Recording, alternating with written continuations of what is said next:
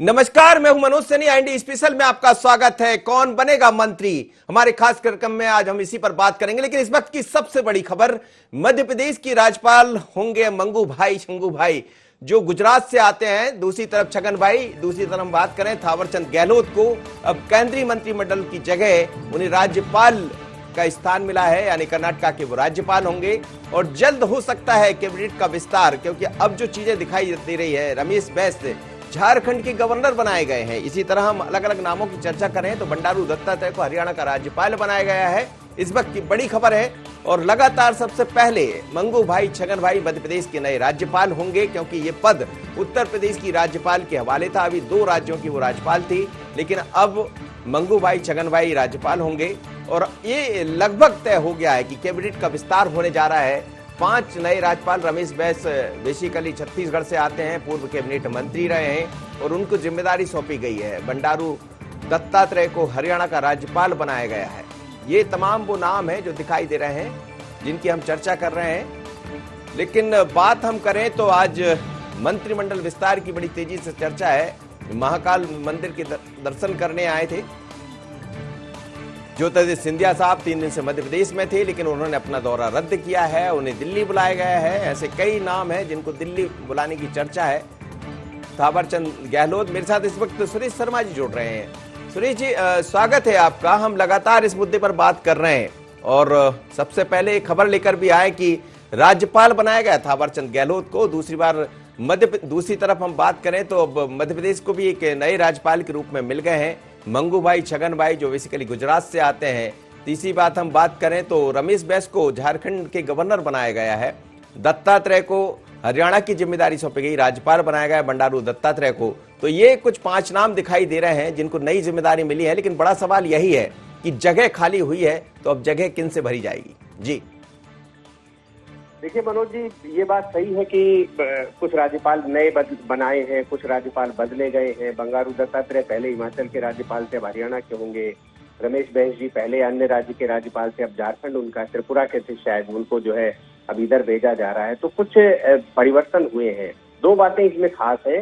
पहली ये कि मध्य प्रदेश जो अभी पार्ट टाइम राज्यपाल के सहारे चल रहा था, उन्हें जो है श्री मंगू भाई छगन भाई पटेल, गुजरात के बीजेपी के नेता हैं, उनको जो है जिम्मेदारी दी गई है। और मध्य प्रदेश में लगातार गुजरात के ही जो है राज्यपाल बन रहे हैं, क्योंकि अभी भी जो राज्यपाल महोदया हैं वो भी गुजरात की हैं। और इसी प्रकार से एक सबसे बड़ा जो संकेत था पिछले कुछ दिनों से जो चर्चा चल रही थी कि मध्य प्रदेश से कम 2 लोग मंत्रिमंडल में लिए जा सकते हैं। तो एक नाम तो सार्वजनिक रूप से आ ही गया है, ज्योतिरादित्य सिंधिया, कि उनको जो है उज्जैन से जो है उन्होंने अपने प्रवास को स्थगित किया है और वो वहां रवाना हो गए हैं। उनके बदले में और थावरचंद गहलोत जी को राज्यपाल बना करके मध्य प्रदेश से एक राज्यसभा की सीट को और फ्री करा लिया गया है। मुझे लगता है राज्यसभा की सीट जो है कहीं न कहीं चौंकाने वाला नाम कैलाश विजयवर्गीय का आ सकता है, और वो जो है इस सीट से राज्यसभा का प्रतिनिधित्व भी कर सकते हैं। और जो है क्योंकि विशेष अवधि के लिए, तो ये एक परिवर्तन संभावित है। राकेश सिंह का नाम भी कल चर्चा में था, लेकिन क्योंकि जबलपुर से पहले ही प्रहलाद पटेल है, तो एक शहर से 2 लोग हो जाएंगे, इसकी संभावना कितनी देखी जा सकती है, कितनी बात भी कही जा सकती है कि नरेंद्र सिंह तोमर जो है ग्वालियर से है, तो फिर सिंधिया ग्वालियर से क्यों लिए जा रहे हैं। तो ये समीकरण अलग है।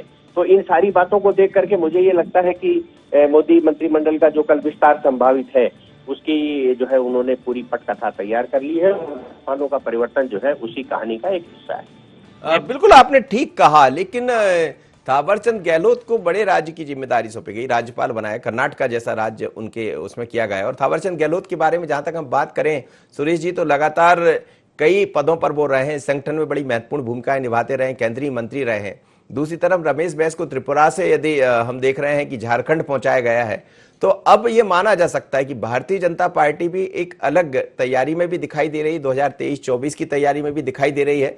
और उसके बाद कहां किसको जिम्मेदारी सौंपना है, खैर। और चौंकाने वाली बात हमेशा रही है बीजेपी ने, तो आज भी जो 5 नए राज्यपाल, कुछ को परिवर्तित किया, कुछ को हटाया गया, तो वही चौंकाने वाली चीजें फिर सामने आई। हालांकि थावरचंद गहलोत की चर्चा तो बहुत पहले से हम कर ही रहे थे, दिखाई दे रहा था, लेकिन जो 5-4 अन्य नाम है जिनको परिवर्तित किया गया, तो इसमें भी कहीं ना कहीं देखा जा सकता है 23-24 को। देखिए, जो उत्तर प्रदेश विधानसभा के चुनाव जो अगले साल होने वाले हैं, वो सारे के सारे मुद्दों के केंद्र बिंदु में है। यदि हम जो है संघ प्रमुख का बयान जो देखते हैं, तब भी वो जाकर के उत्तर प्रदेश के चुनाव कहीं न कहीं इफेक्ट करेगा। थावरचंद गहलोत जी का जो स्थानांतरण हुआ है, मंत्री से राज्यपाल बनाए गए हैं एक प्रकार से, तो वो एक दलित चेहरा, भारतीय जनता पार्टी के सबसे बड़े दलित चेहराओं में से एक है। राष्ट्रपति बनाया दलित को, यानी मैं ये नहीं कहूंगा कि दलित व्यक्ति राष्ट्रपति बनाया, राष्ट्रपति का पद बहुत गरिमापूर्ण होता है, लेकिन जो सामाजिक समीकरण है उनसे ये संदेश जाता है। और आप थावरचंद गहलोत को राज्यपाल बनाया तो जो मायावती के प्रभाव का दलित वोट बैंक है वो कहीं न कहीं इस सेंधमारी से प्रभावित होगा। तो ये सारे समीकरण भाजपा ने, मुझे ये कहने में कोई संकोच नहीं है कि जो इस तरह के समीकरण एक जमाने में कांग्रेस करा करती थी कि नियुक्तियों से लगा करके और वार्तालाप के अंतर्गत जो है वो वोट को प्रभावित करती थी, आजकल भाजपा ऐसा करने लग गई है। तो मुझे लगता है कि एक सत्ता के अंदर रहते रहते जो अनुभव आ जाता है वो भाजपा में दिखाई दे रहा है। थावरचंद गहलोत जी मध्य प्रदेश के वो शालीन नेता हैं जिनके बारे में ये कहा जाता है कि वो हंस के बात करते हैं, सबके साथ मिलने का प्रयास करते हैं।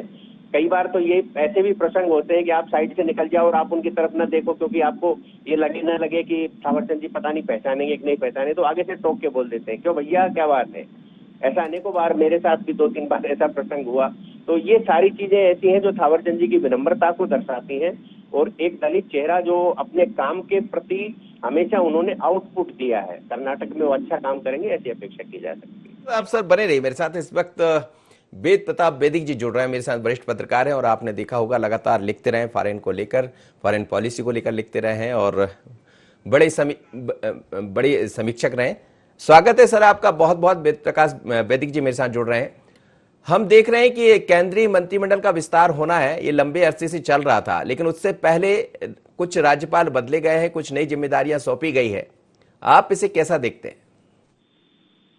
ये अच्छा है, सरकार में कुछ न कुछ फेरबदल होता रहे तो लोगों का मन भी जरा उससे हट जाता है और जो पार्टी के कार्यकर्ता हैं उनको नया मौका भी मिलता है।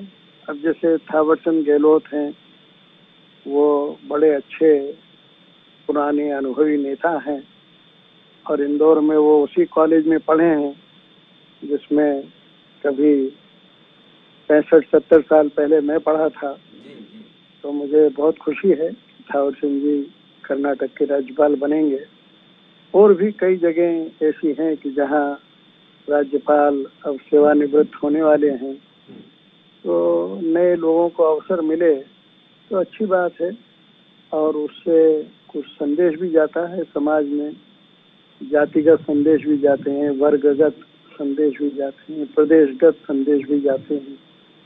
लेकिन मुख्य बात अब है कि मंत्रिमंडल में विस्तार होने वाला है जी। उसमें माधवराव जी सिंधिया के बेटे ज्योतिरादित्य सिंधिया का नाम तो सर्व प्रमुख है ही, और भी उत्तर प्रदेश के 1-2 पुराने नेताओं के नाम भी प्रकट हो रहे हैं।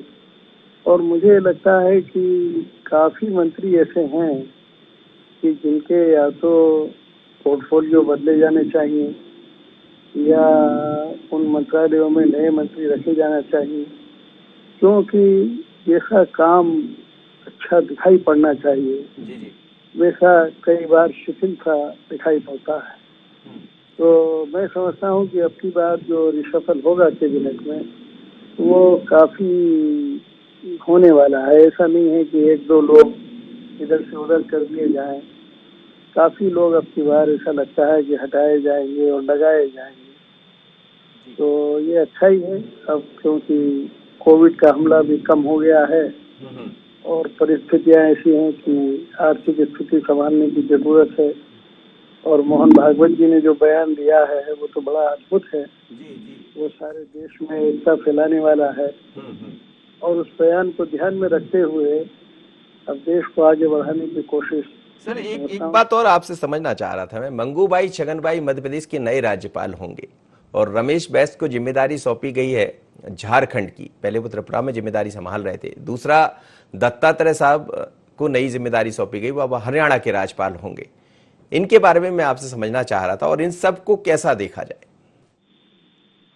देखिए, रमेश बैस तो बहुत पुराने कार्यकर्ता हैं और वो छत्तीसगढ़ के हैं, मंत्री भी रहे हैं केंद्र में ये उनके लिए बड़े सम्मान की बात है कि उनको झारखंड भेजा जा रहा है। और भी जो दूसरे लोग हैं सब पुराने अनुभवी लोग हैं। ये पद की मर्यादा और उसकी गरिमा का पूरा ध्यान रखेंगे ऐसा मैं सोचता हूँ। लेकिन बड़ी चीज जैसा मैंने आपसे कहा कि राज्यपाल वगैरह से भी ज्यादा महत्वपूर्ण चीज है केंद्रीय मंत्रिमंडल में परिवर्तन का। क्योंकि राज्यपाल के तो बहुत ही सीमित कार्रवाई होती है और सब ठीक से निभाई देते हैं। बंगाल जैसा माहौल या कश्मीर जैसा माहौल तो हर जगह है नहीं। तो मैं समझता हूँ कि हमें अभी इंतजार करना चाहिए मंत्रिमंडल में परिवर्तन का। उससे मालूम पड़ेगा कि सरकार फिर अगले 3-4 साल और कैसे चलेगी मजबूती के साथ। जी बिल्कुल आप ठीक कह रहे हैं सर। एक एक छोटा मेरा सवाल आपसे था, जैसा आपने कहा कि सरकार में जो मंत्री काम कर रहे हैं वो उस स्तर पर नहीं कर पाए जैसी उम्मीद की जाना चाहिए, लेकिन आने वाले दिनों में जैसे ज्योतिरादित्य सिंधिया जैसा एक युवा चेहरा होगा, लगभग तय है कि उनको जिम्मेदारी मिलने वाली है, या अनुप्रिया पटेल की चर्चा बड़ी तेजी से है, उनको जिम्मेदारी मिल सकती है, सर्बानंद को जगह मिल सकती है, ये सब वो नाम हैं। तो क्या आपको लग रहा है कि कुछ लोगों की जो छुट्टी होगी वो इसी आधार पर होगी कि उनका परफॉर्मेंस ठीक नहीं रहा? हाँ, ये मुझे लगता है। आप देखें ना, जो 2014 में जो मंत्री बने थे उसमें से कई लोगों के नाम ही अब पता नहीं लगती क्या हुआ क्या नहीं हुआ। कई तो लोकसभा और राज्यसभा के सदस्य भी नहीं बन पाए और छूट गए, उनको हटा दिया गया। और कई लोग हैं भी सदस्य लेकिन मंत्री पद से मुक्त कर दिए गए। तो मैं समझता हूँ कि हर सरकार कुछ न कुछ इस बारे में सोचती रहती है और जो एन वक्त पर फिर हटा दिया जाता है या लगा दिया जाता है कुछ लोग, तो ये होगा। और मैं समझता हूँ कि उससे अब शायद कुछ और बेहतर काम हो। ये जो कोविड की चुनौती हुई है इसने अर्थव्यवस्था को इतना ढीला कर दिया है, बेरोजगारी को बढ़ा दिया है, चीज़ों को महंगा कर दिया है। इन सब चीज़ों पर नियंत्रण के लिए मैं समझता हूँ कि कैबिनेट में, मंत्रिमंडल में योग्य लोगों को रखना बहुत जरूरी है। ये भाजपा की कमी रही है कि भाजपा में हमेशा आंदोलनकारी लोग खूब रहे हैं, प्रदर्शन करने वाले, धरने देने वाले, आवाज लगाने वाले लोग खूब रहे हैं। जो पॉलिसी मेकिंग का काम है, नीति निर्माण संबंधी, ऐसे सुयोग्य लोगों से भाजपा का संपर्क बहुत कम है। और एक मुझे कमी और लगती है, भाजपा के नेतृत्व की कमी है, ये भाजपा की कमी नहीं है कि उसमें वो लचीलापन नहीं है जो कांग्रेसी नेताओं में था। तो मैं समझता हूँ कि ये मंत्रिमंडल में परिवर्तन तो करें ही, उसके अलावा स्वयं प्रधानमंत्री को और दूसरे सब मंत्रियों को अपने अपने मामलों के विशेषज्ञों से विशेष परामर्श करना चाहिए। उससे देश का बड़ा लाभ होगा। चलिए सर, बहुत बहुत धन्यवाद, आप मेरे साथ जुड़े इस वक्त। नई खबर यह है कि कई राज्यों के राज्यपाल बदले गए हैं, कुछ को नई जिम्मेदारी सौंपी गई। थावरचंद गहलोत को कैबिनेट मंत्री से हटाकर अब राज्यपाल बनाया गया है। वो सामाजिक कल्याण विभाग के मंत्री थे। उसके अलावा अब ये कहा जा सकता है कि एक जगह मध्य प्रदेश के लिहाज से खाली हुई है थावरचंद गहलोत की, तो उनकी जगह किन को स्थान मिलेगा। लेकिन जो राज्यपाल बदले गए हैं उनके अपने मायने हो सकते हैं। पर आज की बड़ी खबर यही है कि मंत्रिमंडल का विस्तार होने जा रहा है। ज्योतिरादित्य सिंधिया उसमें से एक चेहरा होंगे, लेकिन राकेश सिंह या कैलाश विजयवर्गीय, दो में से कौन एक होगा या दोनों होंगे, ये भी एक बड़ा चर्चा का विषय है इस वक्त। पर किस किस को जगह मिलेगी और इसके क्या मायने निकाल जाए। मेरे साथ सुरेश शर्मा जी जुड़े हैं, वरिष्ठ पत्रकार। सर, फिर एक बार आपके पास लौटता हूं और समझना चाहूंगा, जैसा आप वेद प्रकाश वैदिक जी भी कह रहे थे कि जो उम्मीदें की जाना चाहिए था, जो पूर्व से मंत्री बने हुए हैं, उतना एक परफॉर्मेंस वो नहीं दिखा पाए। तो क्या आने वाले दिनों में, आज या कल या परसों में जो भी मंत्रिमंडल विस्तार होने जा रहा है, उसमें इस बात का ख्याल रखा जाएगा? नहीं, ये बात तो देखिए, आकलन करने के दो ग्रेड्स रहते हैं। एक संघ की तरफ से परफॉर्मेंस आकलन का काम होता है और एक पीएमओ की ओर से होता है। तो मुझे लगता है कि दोनों आकलन के आधार पर कुछ लोगों को परिवर्तित करने की स्थिति निर्मित हो सकती है। और चूंकि थोड़ी सी देर पहले ही एक मंत्री के राज्यपाल बनाए जाने संबंधी हमें सूचना प्राप्त हुई है, तो कुछ समय में बाद जो है हमको कितने मंत्रियों ने इस्तीफे दिए हैं इसकी सूचना भी प्राप्त हो जाएगी। अभी के हिसाब से 28 मंत्री बनाए जा सकते हैं टोटल 81 की संख्या के लिहाज से। तो अब एक जो है थावरचंद जी का और नाम हो गया, तो 29 तो बनाए ही जा सकते हैं। 29 स्थान तो अभी खाली है। मुझे ये लगता है कि कुछ जो राज्यों का प्रभाव बढ़े और राज्यों के जो प्रभावशाली नेता उनको जो है मंत्री केंद्र में बनाने के बाद जो है राज्यों में संदेश देने का काम जो है वो तो होगा ही होगा। और जो आने वाले 3-4-5 राज्यों में, पंजाब में भी, और इधर जो चुनाव के दृष्टिकोण से जो आने वाले लाभ कैसे लिया जा सकता है, ये भी ध्यान में रखा जाएगा। और जो इस समय संतोष असंतोष की सर 1 मिनट में दिखा दूं कि मंगूभाई छगनभाई ये चेहरा दिखाई दे रहा है, मोदी जी के साथ बैठे हैं, मध्य प्रदेश के नए राज्यपाल होंगे। और जैसा आप कह रहे थे, लेकिन मेरे साथ इस वक्त राजेश बादल जी भी जुड़ गए। सर मैं आपकी प्रतिक्रिया लेता हूं, एक बार समझ लेता हूं। सुरेश शर्मा जी कुछ कह रहे थे, बात पूरी कर लूं। लेकिन ये तस्वीर आप देख रहे हैं, मंगूभाई छगनभाई है, मध्य प्रदेश के नए राज्यपाल होंगे। इससे पहले आनंदीबाई पटेल संभाल रही थी दोनों जगह का कार्यक्रम, चाहे हम उत्तर प्रदेश की बात करें या मध्य प्रदेश की बात करें, दोनों जिम्मेदारी उनके हवाले थी। लेकिन अब पूर्णकालिक राज्यपाल मध्य प्रदेश को मिल गया मंगूभाई छगनभाई के रूप में। जो तस्वीर आपको दिखाई दे रही, मोदी साहब के साथ बैठे, भारत के प्रधानमंत्री के साथ, और गुजरात से ही आते हैं मंगूभाई छगनभाई भी। तो अब फिर एक बार, पहले भी आनंदी बेन भी गुजरात से आती थी, लेकिन गुजरात के ही राज्यपाल बने हैं। पुनः एक बार देखने को मिलेगा मंगूभाई छगनभाई। पर क्या जिम्मेदारी होगी वो अपनी जगह, क्योंकि राज्यपाल की अपनी सीमाएं हैं। पर महत्वपूर्ण बात यह है कि मंत्रिमंडल में क्या होने जा रहा है। इस वक्त मेरे साथ राजेश बादल जी भी जुड़ गए। स्वागत है आपका राजेश जी, बहुत बहुत। और साथ ही सुरेश शर्मा जी भी जुड़े। सर आप अपनी बात पूरी कीजिएगा। सुरेश शर्मा सर। नहीं, मैं यही कह रहा था कि जिन सज्जन को राज्यपाल बनाया गया है वो ठीक है, एक राष्ट्रीय स्तर के नाम चर्चा में हम लोगों के सामने कभी नहीं आए, लेकिन गुजरात में निश्चित रूप से वो महत्वपूर्ण नेता रहे होंगे। और अब चूंकि मध्य प्रदेश को पूर्णकालिक राज्यपाल मिल रहा है, तो जो कुछ गतिविधियां जिनके लिए बार बार लखनऊ की ओर देखना पड़ता था, वो परिस्थितियां समाप्त हो जाती। और किसी भी बड़े राज्य को यदि पूर्णकालिक राज्यपाल नहीं मिला है, तो ये उस राज्य के प्रति केंद्र का जो भरपूर सम्मान होना चाहिए वो नहीं माना जा सकता। तो ये सब चीजों का मुझे लगता है कि अब निपटारा हो जाएगा। और मध्य प्रदेश से जो मंत्रिमंडल में लोग लिए जाना है, निश्चित रूप से वो सिंधिया जी का नाम तो हम सब लोगों के सामने आ ही गया है। और एक जी, राजेश बादल जी मेरे साथ जुड़े। स्वागत है आपका। क्या कहेंगे आप, मंत्रिमंडल विस्तार तो अब होने जा रहा है, राजेश बादल साहब मेरे साथ जुड़े हैं, नए मंत्रिमंडल का विस्तार होने जा रहा है, तो किन लोगों को जगह मिल सकती है? लेकिन उससे पहले हम देख रहे हैं कुछ राज्यपाल बदले गए हैं, नई जिम्मेदारियां भी सौंपी गई। थावरचंद गहलोत साहब को कैबिनेट मंत्री से हटाकर राज्यपाल बनाया गया। कैसा देखते हैं राजेश जी साहब? देखिए, काफी दिनों से हम देख रहे थे कि जो केंद्र और प्रदेश में कुछ जो जिम्मेदारियां हैं वो शेयर की जा रही थी। और भारत जैसे एक बड़े मुल्क में, बड़े देश में बहुत लंबे दिनों तक आप तदर्थवाद नहीं चला सकते। जैसा कि सुरेश शर्मा जी कह रहे थे अभी कि मध्य प्रदेश को इतना बड़ा राज्य है, यहाँ के मसले अलग हैं, यहाँ की सियासत अलग है, तो यहाँ भी पूर्णकालिक राज्यपाल चाहिए था। इसी तरह से हमने देखा कि केंद्र में भी कई विभाग ऐसे हैं जो अनेक मंत्री इस तरह से संभाल रहे हैं कि उनके अपने मूल विभागों के साथ साथ अतिरिक्त जिम्मेदारियों के रूप में हैं। तो बहुत दिनों से इस बात की जरूरत महसूस की जा रही थी कि मंत्रालयों को पूर्णकालिक और जिम्मेदार मंत्रियों की पूर्ति हो। हमने देखा कि बीते दिनों चूंकि लगातार चुनाव थे, 5 राज्यों में चुनाव थे, और इधर अभी उससे पहले भी चुनाव, और कुछ राजनीतिक गतिविधियां ऐसी रहीं, कुछ अंतर्राष्ट्रीय गतिविधियां ऐसी रहीं। कोरोना का जो काल था वो ऐसा था कि फिर बहुत ज्यादा गतिविधियों की और सार्वजनिक जिम्मेदारियों का इस तरह से कोई अवसर अभी नहीं था।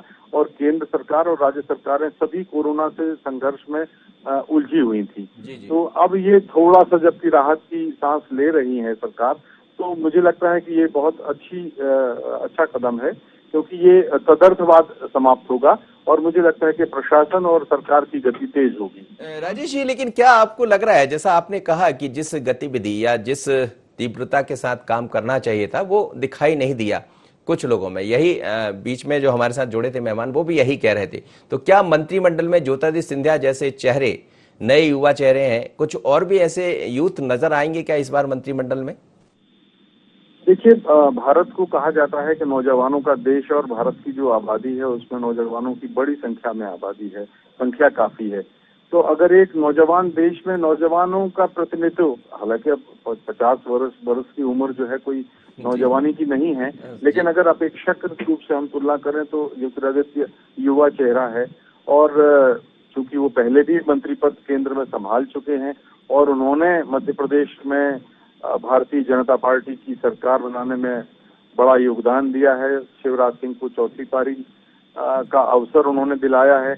तो निश्चित रूप से आजकल जिस तरह से राजनीति हो गई है, सियासत होती है, बदले में लोग अपेक्षाएं करते हैं, तो सिंधिया भी ये उम्मीद कर रहे होंगे और हमें मालूम है कि उनकी जो गतिविधियां जिस तरह से रही हैं, तो मैं अपने पत्रकारिता वाली भाषा में कहूँ तो छटपटा रहे थे वो। तो अगर उनको शामिल किया जाता है तो शायद उनकी प्रतिभा या योग्यता का इस्तेमाल किया जाए, हो सकता है। जी जी, बिल्कुल आपने ठीक कहा। सुरेश शर्मा जी मेरे साथ जुड़े हैं।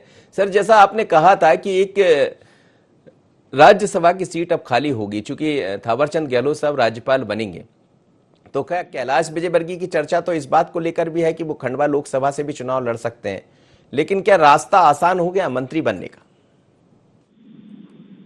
बंगाल में जो उन्होंने ये कह सकते हैं कि संगीन के सायों में रह करके चुनाव संपन्न करा करके भाजपा को 3 से 77 तक पहुंचाया है, उसका प्रतिफल तो कहीं कहीं उनको मिलना चाहिए। दूसरा, उनकी जो गृह मंत्री जी के साथ जो पारिवारिक संपर्क है, उन संबंधों का लाभ भी उन्हें मिलना चाहिए। तो मुझे ये लगता है कि राजनीति में जो जोखिम भरे टास्क पूरे करता है उसको लाभ मिलता है। तो मेरा आकलन केवल इस सोच के आधार पर है। और मोदी जी का जो स्वभाव हम सब लोग पढ़ते हैं पत्रकार के नाते, वो भी ये स्पष्ट होता है कि वो इस प्रकार के टास्क करने वाले को बहुत महत्व देते हैं। चाहे वो सोनू सर्वेवाल जी जो हैं उनको ले रहे हैं या और किसी को ले रहे हैं, तो ये 4-5 नाम जो कभी हम उसमें देखते हैं तो उसमें ये समझ में आता है कि जो जोखिम भरे टास्क करने वाले लोग हैं वो मोदी को प्रिय रहते हैं। तो कैलाश विजयवर्गीय का नाम मुझे इस आकलन के हिसाब से आगे आता हुआ दिखाई दे रहा है, तो ये कह सकते हैं। राकेश सिंह की चर्चा भी है। राकेश सिंह की चर्चा कहां से आ गई, मेरे को तो पहली बात समझ में नहीं आता, क्योंकि प्रहलाद पटेल का जो परफॉर्मेंस है वो उनके जो स्वतंत्र प्रभार वाले मंत्रालय हैं उसमें सक्रियता के साथ और मोदी के साथ जिस प्रकार उनका बंगाल में सारा जो जुड़ाव हुआ या प्रदर्शन हुआ घटनाक्रमों का, तो मुझे लगता है कि उनको हटाए जाने की स्थिति बनना नहीं है। और उनको हटाए बिना राकेश सिंह को, क्योंकि राकेश सिंह तो जबलपुर में अब काफी माइनस में जा रहे हैं ना जो उनका जो है, तो इसलिए मुझे नहीं लगता कि उनके बारे में कोई बहुत एकदम से चौंकाने वाला होगा यदि उनका नाम आता है। चलिए, एक अंतिम प्रतिक्रिया राजेश जी से मैं जरूर लेना चाहूंगा। सर, जैसा आप कह रहे थे कि तमाम तरह की बातों का ख्याल रखा जाएगा, क्योंकि आने वाले समय में कुछ ऐसे स्टेट हैं जैसे उत्तर प्रदेश है, पंजाब है, जहां चुनाव होना है, तो क्या उत्तर प्रदेश से ज्यादा इसमें संख्या को मौका मिल सकता है मंत्री बनने का?